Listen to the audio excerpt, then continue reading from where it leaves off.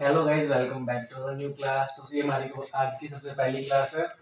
तो हमारे टॉपिक्स तो ये रहेंगे। मेन हम क्लास लेंगे एनाटॉमी एंड फिजियोलॉजी की। मतलब आपको जितनी भी क्लासेस देखने को मिलेगी वो एनाटॉमी और फिजियोलॉजी की देखने को मिलेगी।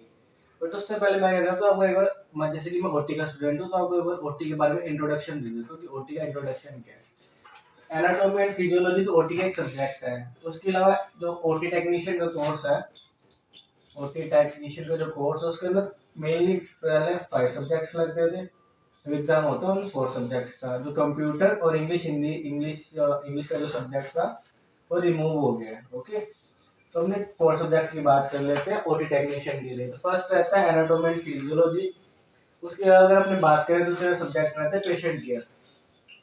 पेशेंट केयर का सब्जेक्ट रहता है एनाटॉमी, पेशेंट केयर। और थर्ड रहता है ओबीजी, obstructive and गायनोलॉजी, anatomy and physiology. और थर्ड सब्जेक्ट लगता है जिसके अंदर कंबाइनिंग सब्जेक्ट होते हैं माइक्रोबायो, माइक्रोबायोपैथोलॉजी।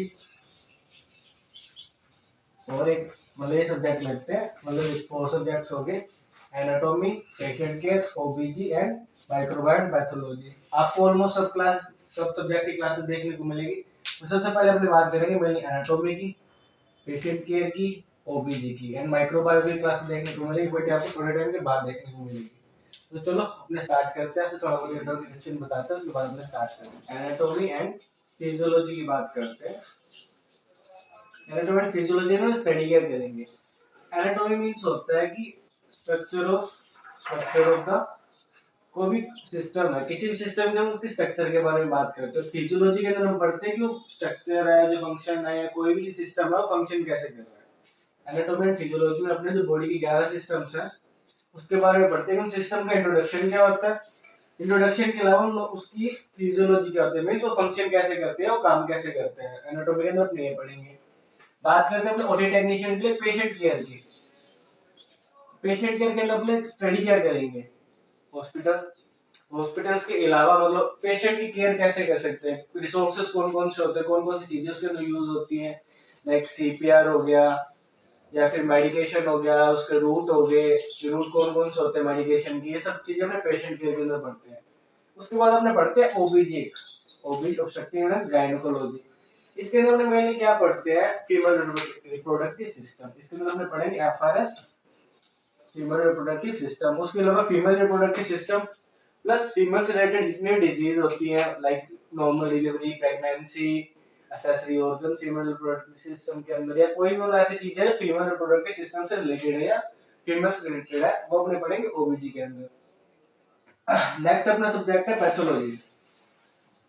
पैथोलॉजी, माइक्रोबायो और बायोकेमिस्ट्री, ये तीनों सब्जेक्ट अपने देखेंगे। पैथोलॉजी, माइक्रोबायो और बायोकेमिस्ट्री।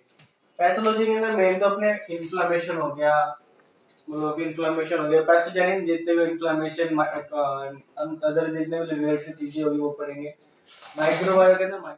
तो इसके बाद अपने मतलब इस समय ये अलग सब्जेक्ट आ गया।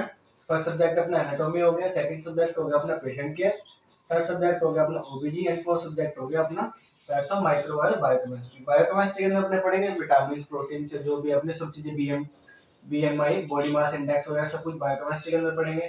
माइक्रोबायो में स्टेरिलाइजेशन, स्टेरिलाइजेशन के अलावा वायरसेस कौन कौन से हैं, बैक्टीरिया कौन कौन से, सबके बारे में हमने पढ़ेंगे माइक्रोबायो के अंदर।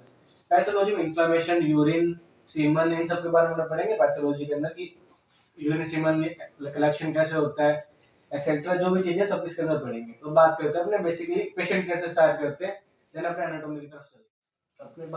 अपने बात करते हैं एनाटॉमी से। तो सबसे देखते हैं एनाटॉमी एंड फिजियोलॉजी।